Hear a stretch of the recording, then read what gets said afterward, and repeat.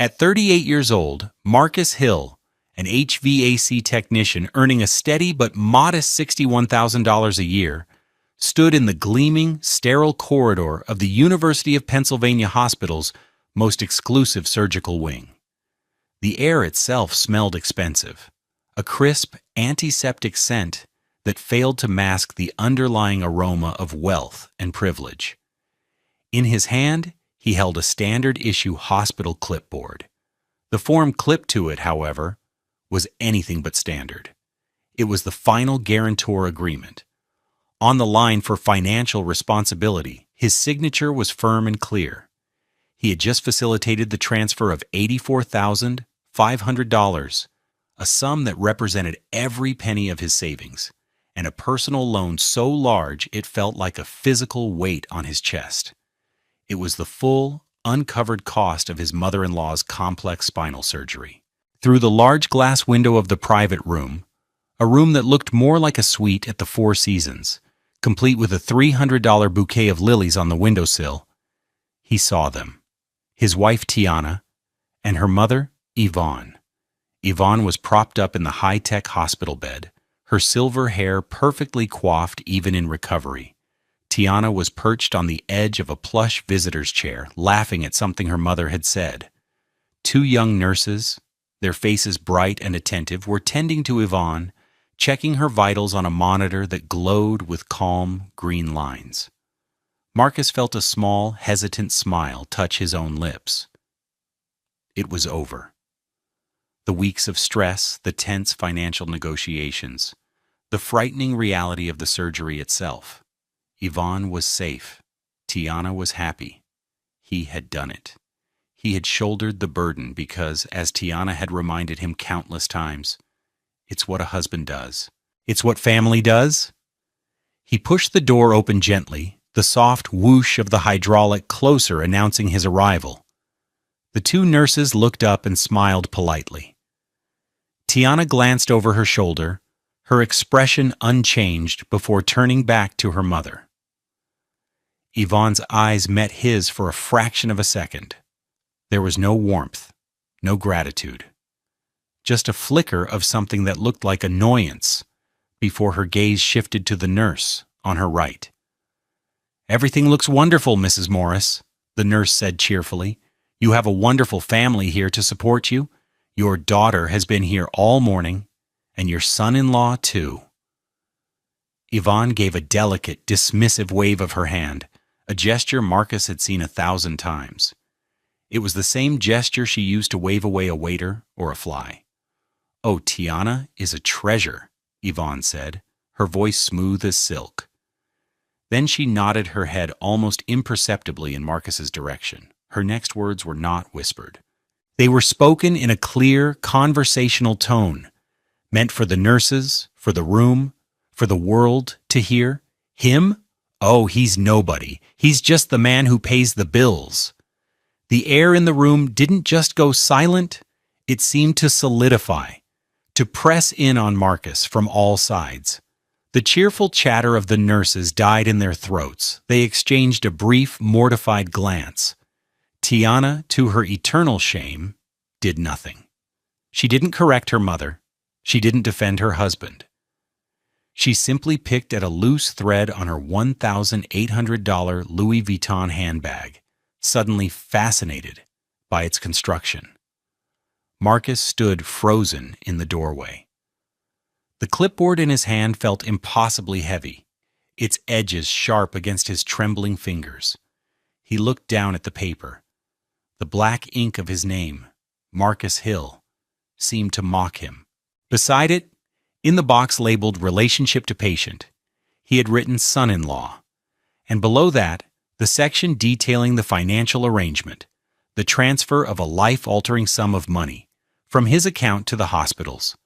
The money was his, the debt was his, the signature was his. He was the guarantor, he was the provider, he was the one who had made all of this possible, and he was nobody. The word echoed in the sudden vast emptiness that had opened up inside him. Nobody. A tool. An ATM. A faceless functionary whose only role was to sign checks. The love he thought he was demonstrating, the sacrifice he thought he was making for his family, was nothing more than a transaction. And in their eyes, it didn't even grant him a name. He looked up from the clipboard. He saw Yvonne, preening under the nurse's sudden, uncomfortable attention. He saw Tiana, refusing to meet his eyes. He saw the truth of his marriage, of his role in this family, laid bare under the harsh, unforgiving fluorescent lights of a hospital that he had paid for. And in that moment of crushing clarity, Marcus Hill made a decision. He didn't say a word. He didn't cause a scene. He simply turned his back on the suite, on his wife, on the woman whose life he had just secured, and he walked away. He left the clipboard on an empty chair in the hallway, a silent testament to a contract that had just been broken, not by law, but by a single cruel, devastating word. Have you ever given your all to someone, only to be made to feel completely invisible? Let us know in the comments if you've ever experienced a moment that changed everything for you. The foundation of this betrayal wasn't laid in the sterile hallway of a hospital. It was built slowly, brick by brick, in the cozy confines of their modest, $180,000 row home in South Philadelphia. For 7 years, Marcus had believed he was building a life with Tiana. He now saw he was merely funding a lifestyle. The facade of their domestic normalcy was propped up by his steady, blue-collar income and his willingness to remain quiet. He remembered a dinner almost 2 years prior, on their 5th anniversary. He had saved for 3 months to take Tiana to Vernick Fish, a high-end seafood restaurant where a single entree cost more than his daily wages. He wore his best suit, a simple gray $400 affair from Men's Warehouse that he kept for weddings and funerals. Tiana had arrived at the table wearing a new shimmering black dress, a $1,200 piece from a boutique on Walnut Street. She looked stunning, her deep brown skin radiant against the dark fabric, her long hair styled in a flawless silk press. "You look beautiful," he had said, his voice thick with genuine admiration. "Thank you, baby," she'd replied, her eyes scanning the restaurant, taking in the well-heeled clientele. "It's nice to be out of that dusty old house for a night." The comment was a small jab, but it landed. He loved their house. He had personally replaced the subflooring in the kitchen and reglazed the windows in the living room. His tools, a collection worth over $5,000 that he had amassed over 15 years, were neatly organized in the basement. The house was a testament to his hard work, to his hands. To her, it was just dusty and old. Later that evening, as they discussed their days, he talked about a particularly challenging installation he had completed at a commercial property downtown. He was proud of the work, the intricate ductwork he had designed to fit a difficult space. Tiana had sighed, swirling the $18 glass of Sauvignon Blanc in her hand. "I just don't know how you do it, Marcus. All that crawling around in ceilings and basements, it's such dirty work." She hadn't said it with malice, but with a kind of detached pity, as if he were a character in a documentary about the working poor. Her mother, Yvonne, was even less subtle. Yvonne lived in a spacious, modern condo in Center City, paid for by a generous divorce settlement from 2 decades ago. She treated Marcus's profession as a curious, slightly embarrassing affliction. Whenever they visited, she would make a point of it. "Marcus, dear, do be a doll and take a look at the air conditioning unit, would you? It's making a funny noise." It was never a request. It was an expectation. He was the help, even on his days off. He would spend an hour of his Sunday afternoon, dressed in his casual clothes, diagnosing a problem that a simple filter change could fix, while Tiana and Yvonne drank mimosas on the balcony overlooking the city. He never billed her. It was family. The pattern was always the same. Their needs, their wants, their comforts were paramount. His were an afterthought. Tiana's wardrobe was a rotating collection of brand names, a $900 Tory Burch tote for work, a pair of $750 Stuart Weitzman boots for the fall. Her car was a leased white BMW 3 Series, a $48,000 vehicle with a monthly payment of $650 that she justified as necessary for her image as a mid-level marketing manager. Marcus, meanwhile, drove a 10-year-old 2014 Ford F-150 with 157,000 miles on the odometer. It was paid off, reliable, and essential for his work. His boots were $120 Red Wings, replaced only when the soles wore through. His idea of a luxury was buying a new, high-end $300 DeWalt power drill. The financial disparity in their personal spending was a quiet, constant hum beneath the surface of their marriage. He managed the household budget, paid the mortgage, the utilities, the groceries. He saw every dollar that went out. He knew that Tiana's salary, though slightly higher than his at $72,000, was almost entirely consumed by her personal expenses and her car. The heavy lifting of their shared life, the mortgage, the savings, the future, was on his shoulders. He accepted it. He thought that was his role. He thought it was love. He had no idea how wrong he was. The true escalation began 6 months before the surgery. It started with Yvonne's complaints of back pain, which quickly progressed to a diagnosis that sounded both complex and terrifying: severe spinal stenosis requiring a multi-level laminectomy. The surgeon, one of the best in the country, was at HUP. The initial consultation alone cost $1,500, which Tiana put on her credit card with a dramatic flourish, as if it were a great sacrifice. The real bomb dropped a week later. The surgeon's office called with the final estimate. After Yvonne's mediocre insurance plan paid its portion, the remaining balance was a staggering $84,500. That night, the atmosphere in their small living room was thick with a manufactured crisis. Yvonne was on speakerphone, her voice trembling. Tiana was pacing back and forth on their $800 West Elm rug, her face a mask of distress. "I don't know what I'm going to do," Yvonne wailed. "They said if I don't have the surgery, I could end up in a wheelchair. I can't live like that, Tiana." "We'll figure it out, Mama," Tiana said, her voice firm, but her eyes were locked on Marcus. Marcus sat on their worn, comfortable $1,000 sofa, a knot tightening in his stomach. He had already run the numbers in his head. Yvonne's condo was worth at least $600,000. She had investments. This wasn't a matter of life and death. It was a matter of lifestyle. And more importantly, it was a matter of who would be inconvenienced. "Your mother has assets, Tiana," Marcus said quietly, trying to be the voice of reason. "She could take out a home equity loan, or liquidate some of her portfolio." Tiana stopped pacing and glared at him, her eyes flashing with anger. "Are you serious?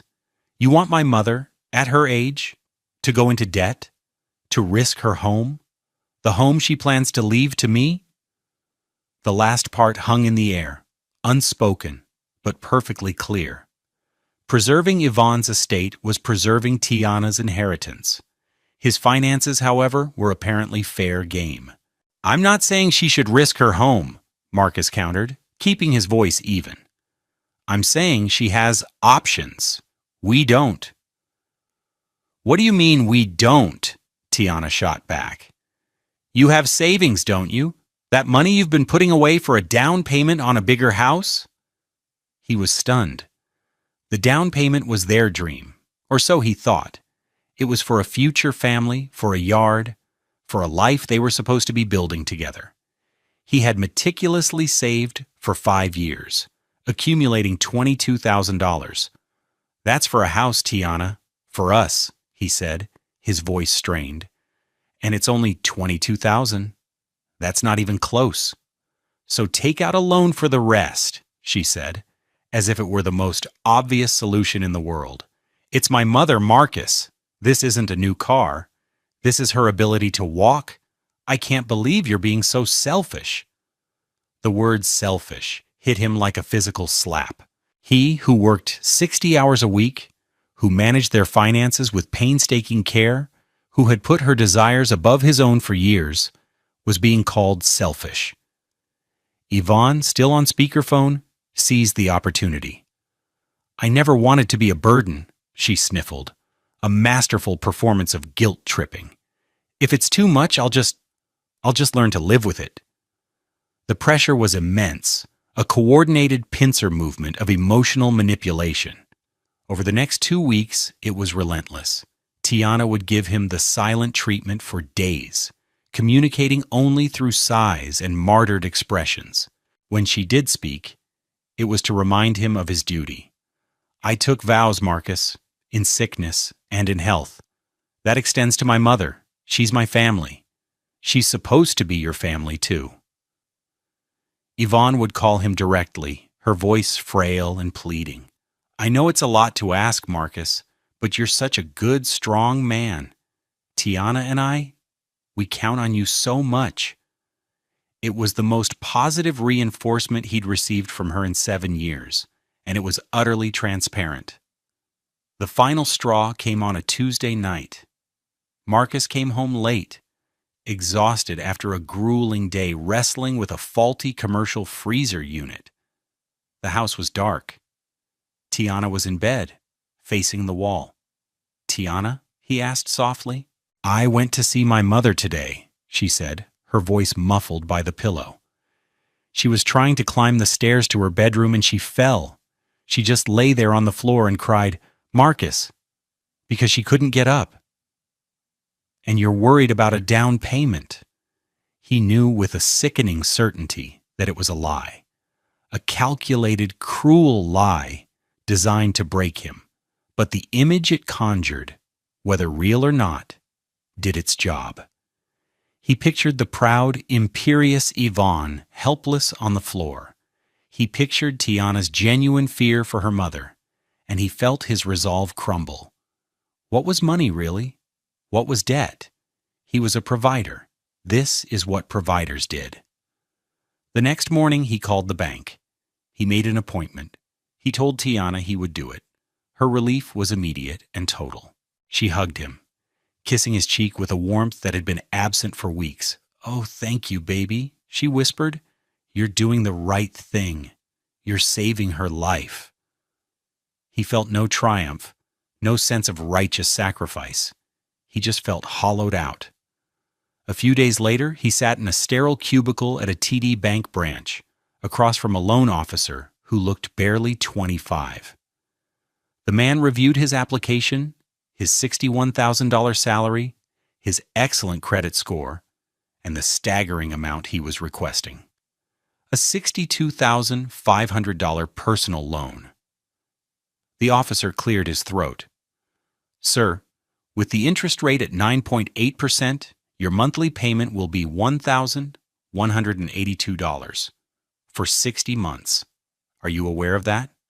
"I am," Marcus said, his voice flat. The payment was more than the mortgage on their house. It was nearly a quarter of his take-home pay. It was a financial chain he was voluntarily wrapping around his own neck.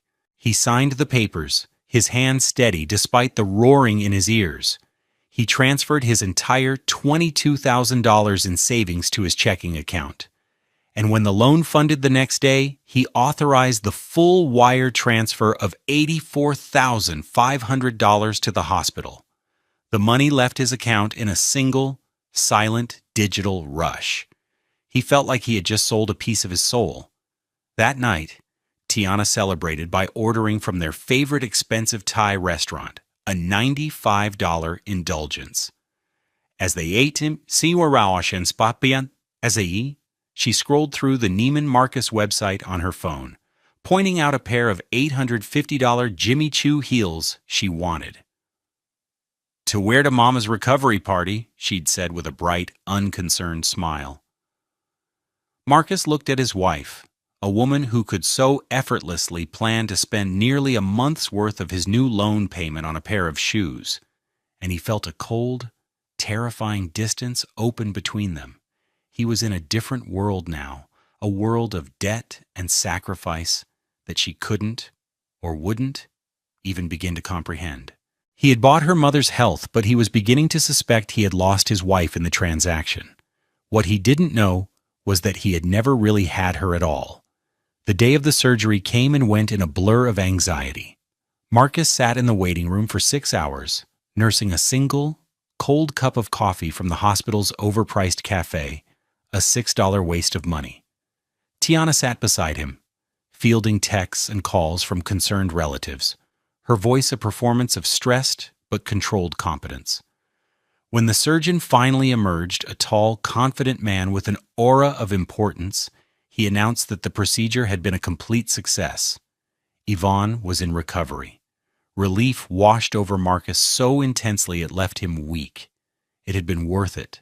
The debt, the stress, the sacrifice. It was all worth it to see the fear drain from Tiana's face, to know that Yvonne was going to be okay. 2 days later, Yvonne was moved to the private recovery wing, the one reserved for patients whose insurance or personal wealth afforded them luxury.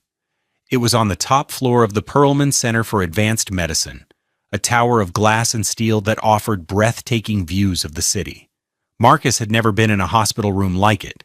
It was larger than their own living room, with blonde wood floors, recessed lighting, and a private bathroom with a walk-in shower. A large flat-screen TV was mounted on the wall, and a fully stocked mini-fridge hummed quietly in the corner. A massive, ostentatious fruit basket, which he later learned from a chatty nurse, cost nearly $250, sat on a side table. A gift from one of Yvonne's wealthy friends. This was the scene he walked into at 3:14 p.m. on a Thursday afternoon. He had come straight from a job site, still in his work pants and a clean polo shirt, his $120 Red Wing boots feeling clumsy and out of place on the polished floor. In his hand, he carried the clipboard with the final discharge and financial responsibility forms. The hospital required the guarantor's signature in person upon discharge, a final acknowledgement of the financial contract. Tiana and Yvonne were holding court. 2 young nurses were in the room, laughing at an anecdote Yvonne was telling.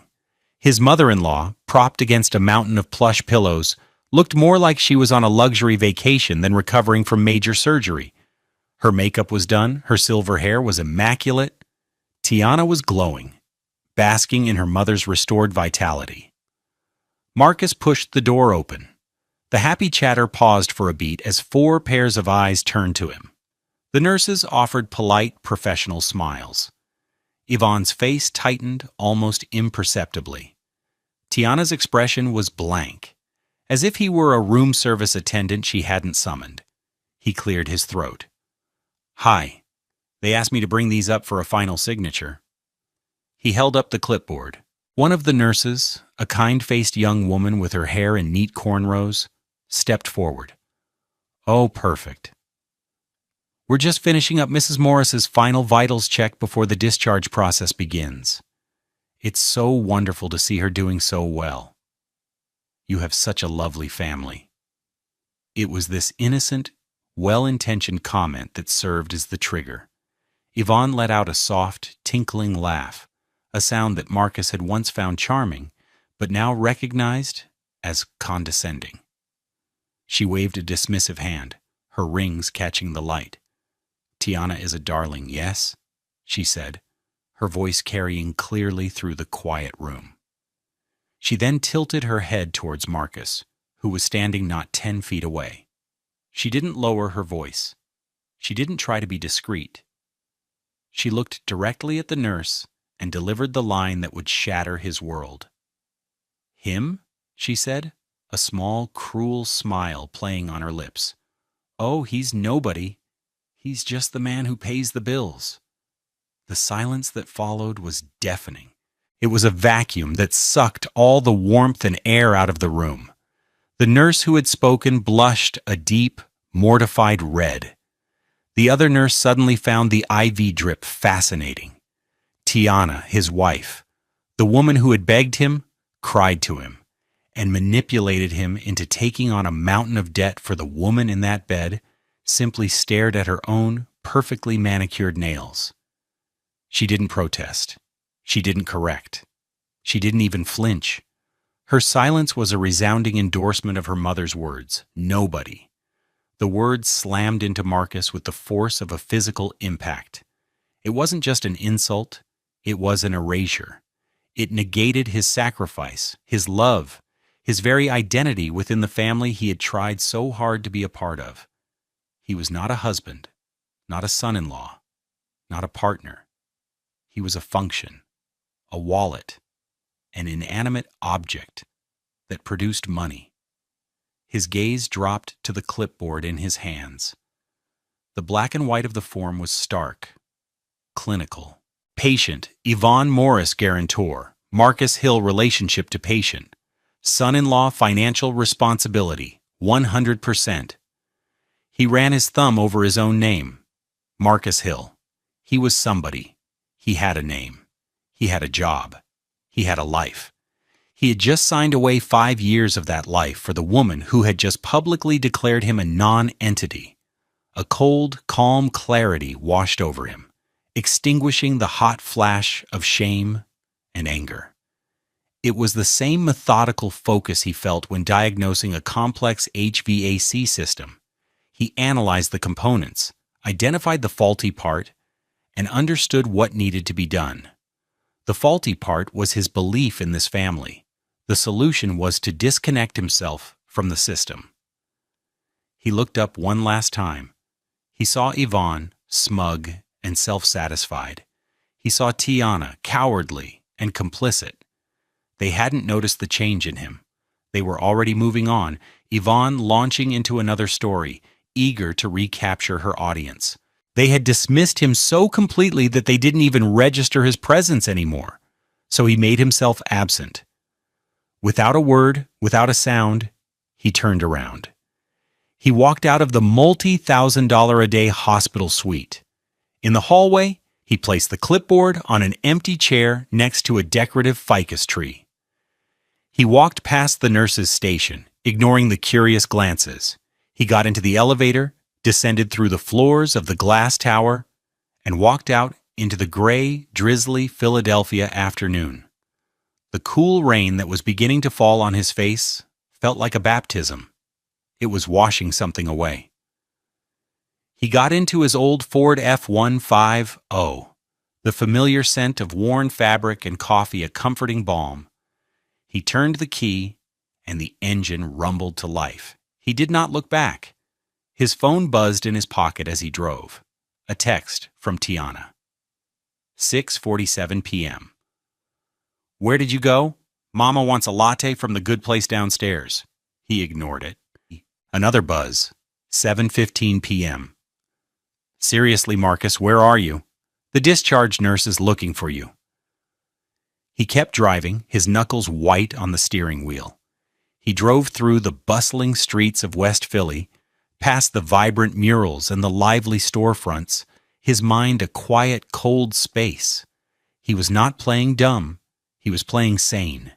He was refusing to participate in the madness any longer. The frantic energy of the hospital, the cloying sweetness of Yvonne's perfume, the sting of her words, it all began to fade, replaced by a grim, methodical resolve. He was not angry anymore. Anger was a hot, messy emotion. What he felt was cold, hard, and clear, like a block of ice forming around his heart. It was the feeling of a decision locking into place. He arrived at their row home on a quiet street in South Philly. The house he had worked so hard on, the home he had tried to build, felt alien. He walked through the front door and was hit by the scent of Tiana's expensive $80 diptyque candle. It smelled of tuberose and hypocrisy. He walked into the kitchen and saw the takeout containers from the $95 Thai meal still in the recycling bin. A receipt for her $650 car payment was stuck to the fridge with a novelty magnet. He sat down at their small 4-person dining table, a sturdy $400 piece from Crate and Barrel that he had assembled himself. He didn't turn on the lights. He just sat in the gathering dusk, the gray light from the window painting long shadows on the wall. He turned his phone off. The silence was a relief. a weapon. His non-responsiveness was his first and only act of defiance. He wasn't hiding, he was refusing. He was no longer available for their commands, their insults, their needs. He thought about the lies, not just the big soul-crushing lie that he was nobody, but the hundreds of smaller ones that had propped it up. The lie that his work was dirty, but his money was clean. The lie that Tiana's inheritance was more sacred than his financial future. The lie that their marriage was a partnership. He had been so busy playing the part of the good husband, the supportive son-in-law, that he had failed to see he was the only one reading from that script. Everyone else was in a different play, a tragedy where he was cast as the fool. He stayed up all night. He didn't drink. He didn't rage. He gathered documents. He went down to the small, damp basement where he kept his files. He pulled out the folder for the house, the one with the mortgage documents. He found the loan agreement from the bank, its pages crisp and damning. He printed out the bank statement showing the $84,500 wire transfer. He found the hospital's initial financial agreement he had signed weeks ago. He laid them all out on the dining table like a general planning a campaign. The facts were his army. The numbers were his artillery. At 3:30 a.m., he made a pot of coffee using his old, reliable $89 Mr. Coffee machine. As he drank it black and strong, he looked at the evidence of his own folly. But it no longer looked like folly. It looked like leverage. The very chains they had wrapped around him were now in his hands. He was the guarantor. He was the one with the legal standing. He was the one the hospital had a contract with. "He's nobody," Yvonne had said. He smiled grimly into his coffee cup. He was about to show them just how important nobody could be. For the first time in a long time, he was not thinking about what they wanted from him. He was thinking about what he wanted for himself. And what he wanted was justice, not revenge. That was their currency, a messy barter of cruelty and ego. He wanted a simple, clean, and total balancing of the scales. He wanted his name back. At 8:05 a.m. the next morning, Marcus turned his phone back on. It immediately exploded with a flurry of notifications. 17 missed calls from Tiana, 5 from the hospital's main line, a dozen frantic texts. "Marcus, this isn't funny. Call me now. The hospital is threatening to charge us for another day if we can't discharge Mama." "Where are you?" "I swear to God, Marcus, if you are doing this to punish me, you will regret it." He read them all with a detached calm. The panic in her words gave him no pleasure, only confirmation. He had made the right move. Instead of calling her back, he made a different call. He had seen a billboard on his drive home for a law firm. "James and Associates, we fight for you." A quick search led him to Alana James, a highly rated attorney specializing in family law and financial disputes. She was a black woman, and her profile radiated a no-nonsense competence that appealed to him. He called her office. "Alana James's office. How may I help you?" a professional voice answered. "I'd like to schedule an emergency consultation," Marcus said. "It's regarding a hospital guarantor agreement and a potential marital separation." He secured a video consultation for 9:30 a.m. The fee was $350 for the hour, a price that would have made him flinch 2 days ago. Today, it felt like the best investment he had ever made. At exactly 9:30 a.m., he was looking at Alana James on his laptop screen. She was in her late 40s, with sharp, intelligent eyes and her hair in elegant twists. She listened patiently, without interruption, as Marcus laid out the entire story. He was factual and concise. He told her about his salary, Tiana's spending, the pressure campaign, the $62,500 loan, the $22,000 from his savings. and the final humiliating scene in the hospital room. He held up each document to the camera: the loan agreement, the bank transfer confirmation, the guarantor form. When he finished, Alana was silent for a moment, her expression thoughtful.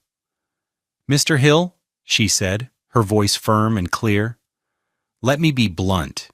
You have been financially and emotionally exploited. However, their arrogance has given you a significant amount of leverage." She leaned forward. "Let's be clear on the legal facts. You are the sole guarantor on that agreement.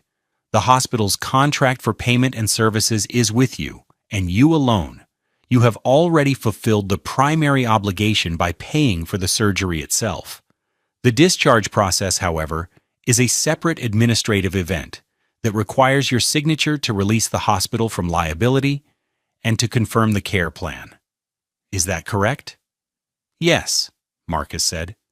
"They need my signature on the final forms. Then you are in control," Alana stated. "Without that signature, Mrs. Morris is in a state of limbo.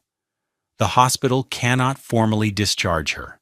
If she leaves, it's against medical advice, which creates a host of insurance and liability problems for her.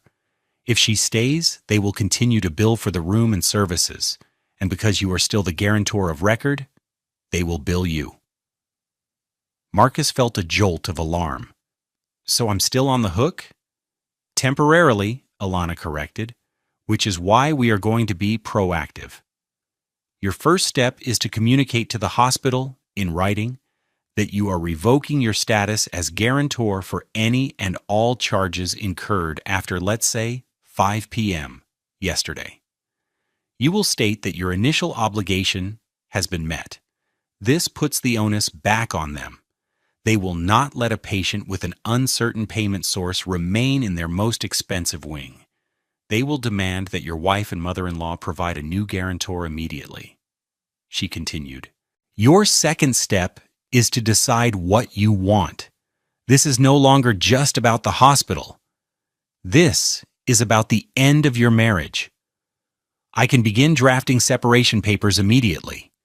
We will argue that the $84,500 payment, while from your assets and loan, was a specific debt incurred for the sole benefit of your wife's mother, and therefore should be treated as marital debt assigned to Tiana in the separation agreement, especially if she has undisclosed assets.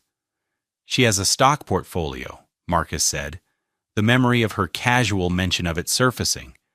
"I don't know how much is in it." Alana's eyes lit up. "Excellent. We will file a motion for discovery of all financial assets. Mr. Hill, they made one critical mistake. They believed you were a passive source of income. They never imagined you would read the contract and understand your power. They thought you were nobody. We are about to prove, in a legally binding way, that you are everybody." For the first time in months, Marcus felt a flicker of hope. He wasn't just a victim anymore. He was a client. He had a strategy. He spent the rest of the hour with Alana, drafting an email to the hospital's billing department and the patient advocate. He forwarded her all his documents. By the time the consultation ended at 10:30 a.m., he had a clear plan of action. He was no longer just walking away. He was preparing to strike. What do you think Marcus should demand?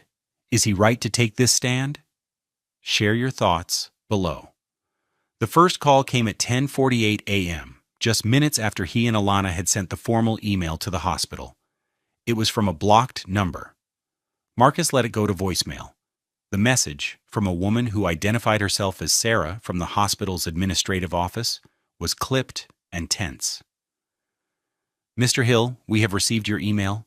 I believe there is a misunderstanding. Please call me back immediately to resolve this." He didn't call back. Alana had been clear. All communication must be in writing. The real offensive began an hour later. Tiana must have been notified. Call 1, 11:52 a.m. "Tiana." Marcus answered on the second ring, putting the phone on speaker. "Hello? Marcus, what did you do?" Her voice was a shriek of rage and disbelief.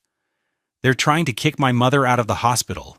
They said you revoked your guarantee. They're demanding I sign papers and provide a credit card for $50,000 as a deposit."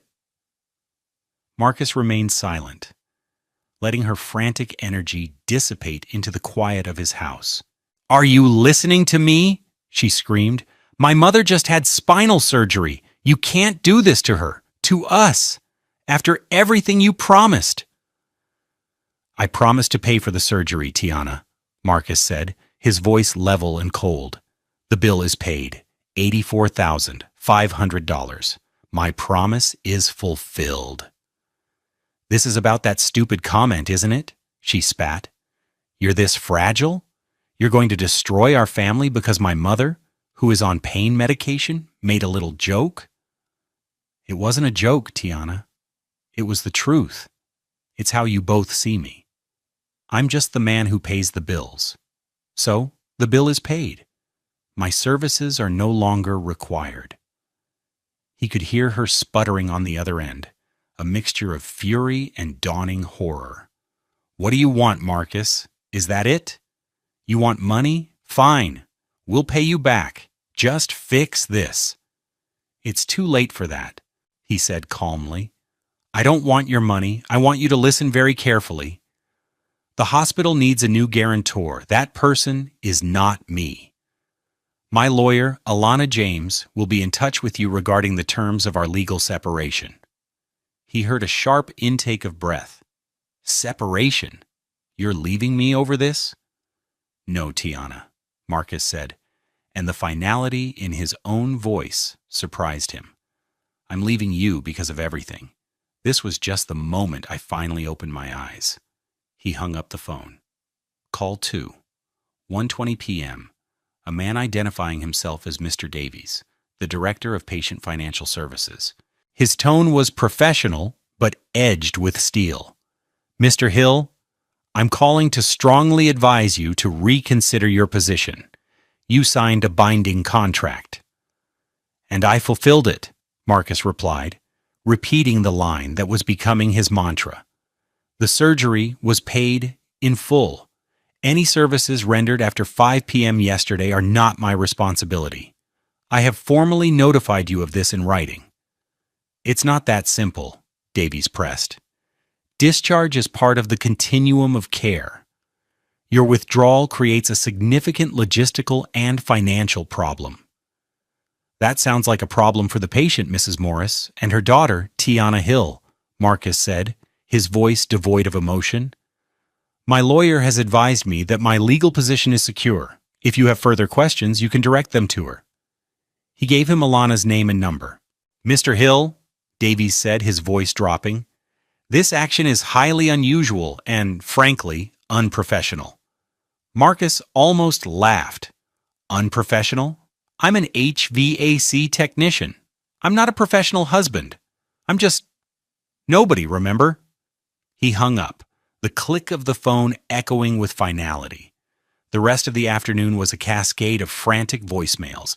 Tiana crying now, Tiana pleading, then Tiana threatening. Then Yvonne herself left a message, her voice no longer silky and imperious, but raspy and weak with rage. "You ungrateful little man. After all we've done for you, letting you into this family, you will regret this." Marcus saved the voicemail. It was more evidence. The final decisive blow came late in the afternoon. Alana called him. "They blinked," she said, a note of triumph in her voice. "Tiana Hill called my office. She was hysterical. The hospital told her that if they cannot secure a new guarantor by 5 p.m., they will begin the process of transferring Mrs. Morris to a standard ward and will be placing a lien on her known assets, starting with her condominium, to cover all outstanding and future costs." Marcus felt a wave of relief. It was working. What did Tiana want? "She asked what it would take to get you to sign the papers. I told her I would consult with my client." Marcus took a deep breath. This was it, the moment to set his terms. It was never about the money. It was about dignity. "Here's what I want, Alana," he said, his voice steady and sure. "First, a formal, notarized letter of apology from Yvonne Morris. It must be addressed to me and to the board of directors of the hospital. In it, she must acknowledge me by name as her son-in-law and state clearly that I was the sole and total funder of her $84,500 surgery, not a bill payer. The funder." He continued, "Second, Tiana must sign an agreement as part of our separation, assuming full responsibility for the $62,500 personal loan I took out. Her stock portfolio can be used as collateral. Third, she will not contest the sale of the house, and the equity will be split 50-50 after the mortgage is paid." Alana was quiet for a second. "That's it? You're not asking for the $22,000 back from your savings?" "No," Marcus said. "That's the price of my freedom. I'll consider it the stupidest, most valuable $22,000 I ever spent. It bought me this lesson. I just want out, with my name and my dignity intact." "I will convey your terms," Alana said. "I suspect you'll have an answer very soon." She was right. Within 2 hours, Tiana called her back. She agreed to everything. The desperation in her voice was the sound of a world of entitlement finally crashing into the hard wall of consequence. Marcus felt no joy, only a profound, weary sadness. He had won, and he had lost everything he once thought was real. The consequences cascaded with the swift, brutal efficiency of a financial collapse. Tiana and Yvonne, who had lived their lives cushioned by assumptions and other people's money, were now faced with the hard, sharp edges of reality. Consequence 1. The humiliating letter. Yvonne, trapped in her luxury hospital room that was now accruing charges at a rate of $4,800 per day, was forced to write the letter. Tiana brought it to a notary who made a hospital visit for a $150 fee. The letter, which Alana received via courier the next morning, was a masterpiece of reluctant apology. Every word felt like it had been extracted under duress. To whom it may concern, it began. "I, Yvonne Morris, am writing to clarify the financial arrangements for my recent surgery. My son-in-law, Marcus Hill, was instrumental in this process. He was the sole funder for the procedure, providing the full amount of $84,500. My previous comments regarding his role were a mischaracterization made under the influence of post-operative stress and medication. I deeply regret any misunderstanding this has caused. It was cold, stilted, and utterly devoid of genuine remorse. But it met the letter of Marcus's demands." Alana faxed a copy to the hospital's legal department. Marcus's name was cleared. His role was, finally, on the record. Consequence 2. The financial scramble. The 2 extra days Yvonne spent in the hospital while they scrambled to meet Marcus's terms cost them $9,600. The hospital, now wary, demanded this amount up front before they would even accept Tiana as the new guarantor. Tiana, in a panic, was forced to liquidate shares from the secret Vanguard portfolio Marcus now knew about. She sold off $10,000 worth of Apple stock, shares she had been holding for years.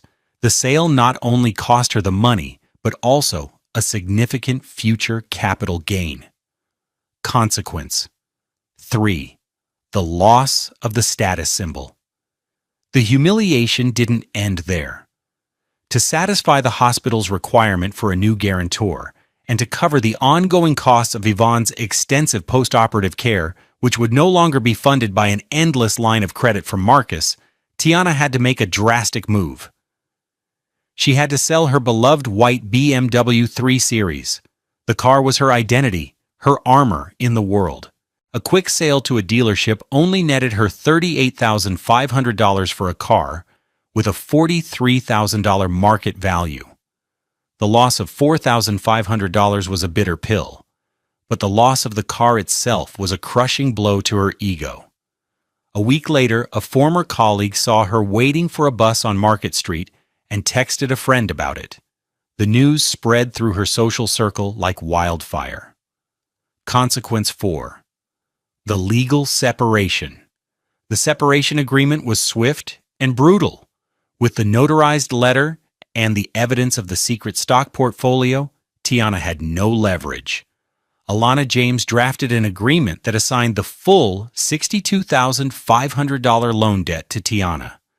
The house was put on the market immediately. It sold in 3 weeks for $195,000 in the hot Philly market. After paying off the remaining $105,000 mortgage, the $90,000 in equity was split down the middle. Marcus walked away with $45,000 in cash, his half of their shared life. Tiana was left with her own $45,000, which was immediately swallowed by legal fees and the initial payments on the loan she now shouldered alone. Consequence 5. The new domestic reality. With no car and her finances in tatters, Tiana was forced to move out of the sold row home and into her mother's condo. The spacious, elegant apartment in Center City no longer felt like a palace. It felt like a prison. She became her mother's full-time caregiver, not out of love, but out of necessity. Yvonne, bitter and resentful, was not an easy patient. Their relationship, once built on mutual admiration and scheming, curdled into one of recrimination and dependence. The beautiful condo, once a symbol of their superiority, now had a lien placed on it by a medical collections agency for a disputed physical therapy bill amounting to $7,800, a bill Tiana had failed to manage properly in the chaos. Marcus heard about all of this in piecemeal fashion through a mutual acquaintance. He felt no pleasure, no schadenfreude. He just felt a profound sense of closure. Their world had been built on a foundation of his silent sacrifice. When he removed that foundation, the entire structure had collapsed, as it was always destined to. He, meanwhile, was busy gathering new materials, preparing to build something real. 1 year later. The sun was warm on Marcus's back. It was a bright Saturday morning in May, and he was standing on the newly built front porch of a duplex in Brewery Town, a neighborhood humming with renewal. He held a Makita cordless drill in his hand, a comfortable and familiar weight. Sawdust clung to his jeans and the sleeves of his gray t-shirt.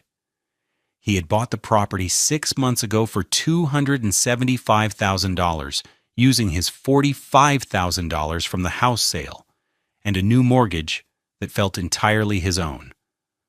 The place had been a wreck, but it had good bones. He had spent every weekend and most evenings since the purchase bringing it back to life. He'd done all the demolition himself, hung new drywall, and taught himself plumbing from YouTube videos. His old HVAC skills had made installing 2 new high-efficiency systems a breeze. His collection of tools, once a source of their condescension, had become the instruments of his liberation. He now lived in the first-floor 2-bedroom unit.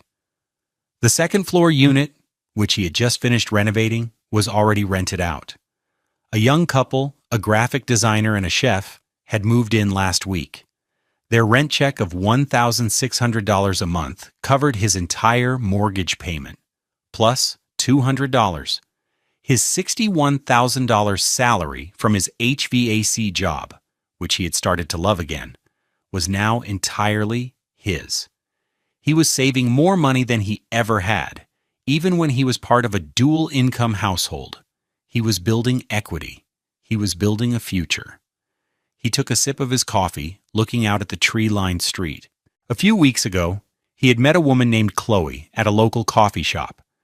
She was a middle school science teacher with a quick smile and an easy laugh. When he told her what he did for a living, she had been genuinely interested. "That's amazing," she'd said. "You understand how things work. You can fix things. That's a real skill."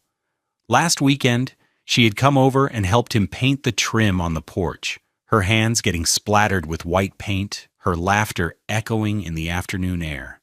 It felt simple. It felt real.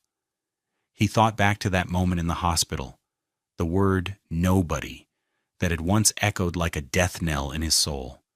He realized now that it hadn't been an ending. It had been a beginning. Being nobody to them had freed him to become somebody to himself. He had spent years trying to earn his worth in their eyes, trying to buy his value with his labor and his money. He saw now that true worth isn't something that can be granted by others. It's something you build board by board, pipe by pipe, within yourself. His wealth wasn't the number in his bank account.